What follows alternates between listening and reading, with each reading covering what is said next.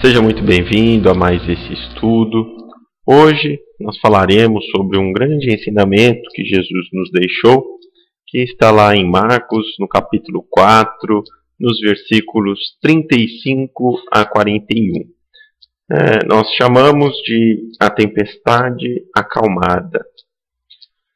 E naquele dia, sendo já tarde, disse-lhes: passemos para o outro lado.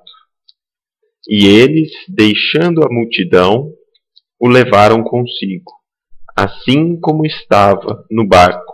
E havia também com ele outros barquinhos.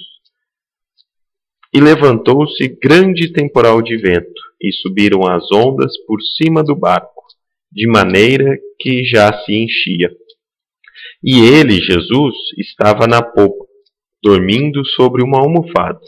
E despertaram-no dizendo: Mestre, não se te dá que pereçamos?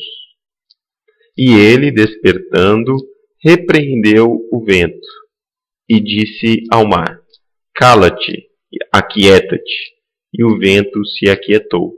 E houve grande bonança. E disse-lhes: Por que sois tão tímidos? Ainda não tendes fé? E sentiram um grande temor. E diziam uns aos outros: Mas quem é este que até o vento e o mar lhe obedecem? Muito bem. Aqui nós vamos abordar essa passagem não na tentativa de interpretar e de explicar o fenômeno físico provocado por Jesus, mas nas entrelinhas é possível percebemos um grande conteúdo moral e espiritual nessa passagem da tempestade, podendo então ser considerada como uma interpretação simbólica, como uma parábola, uma história em que a gente pode tirar grandes conteúdos espirituais. Então, a primeira recomendação que Jesus nos traz no início da passagem, do ensinamento, é: passemos para o outro lado. O que seria passar para o outro lado? Jesus está falando aqui sobre a necessidade da mudança do comportamento. Que a gente precisa mudar o nosso comportamento, os nossos pensamentos, a nossa forma de agir. E ainda ele coloca: e eles, os discípulos e Jesus, deixando a multidão, o levaram consigo, assim como estava no barco. Então é necessário que muitas vezes a gente saia da inércia, que a gente saia do que é comum e que a maior parte das pessoas estão fazendo, e então passe para o outro lado. O Cristo, quem disse que os discípulos deveriam passar para o outro lado. E eles então tiveram que deixar a multidão para trás. O que é essa multidão? Seria a multidão dos erros, os erros, os defeitos que nós temos que deixar para trás. E aqui é muito interessante que ele também nos fala que outros barquinhos foram com eles. E nós podemos entender que isso aqui está relacionado com o reflexo de nossas ações nas outras pessoas.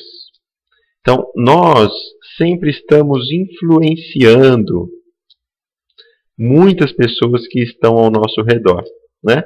Mesmo, Jesus colocou aqui, barquinhos, ou seja, são pessoas às vezes pequenas, às vezes pessoas humildes, às vezes pessoas que trabalham conosco, as pessoas em nosso lar, mas nós sempre somos observados e com certeza o nosso comportamento influencia as outras pessoas.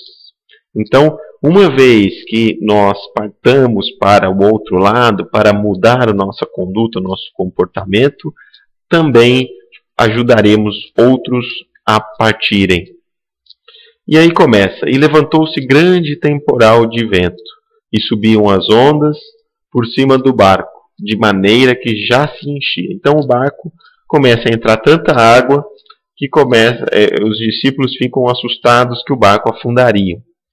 E Jesus estava na ponta do barco, sobre uma almofada, descansando, dormindo. E então os discípulos o despertaram. E aqui, algumas vezes equivocadamente, as pessoas interpretam que Jesus estava fazendo pouco caso. E nós podemos entender aqui duas formas. Primeiro, que quando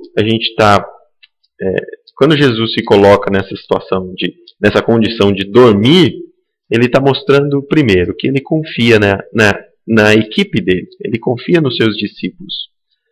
Ele tem tanta confiança que ele até dorme durante a viagem. E também, uma outra opção seria que Jesus, sabendo do que aconteceria, ele faz isso então para dar uma grande lição ou um ensinamento. E com certeza é por isso que essa passagem consta no Evangelho. Então Jesus estava dormindo na ponta do barco e os discípulos então o despertam. O que significa esse temporal? Vamos prestar atenção. Então, uma vez que a gente for buscar a outra borda ou o outro lado, nós teremos as dificuldades, as tribulações, os obstáculos, porque não é fácil mudar de borda, não é fácil seguir contra, o que a multidão faz. E dificuldades, é claro, que virão. E Jesus nos mostra nesse ensinamento isso, que virão tribulações, virão dificuldades. E aí, aqueles discípulos que ainda não tinham a fé ardente, uma fé forte, eles então acordam Jesus, preocupados que será que eles vão morrer? Não se te dá que pereceremos?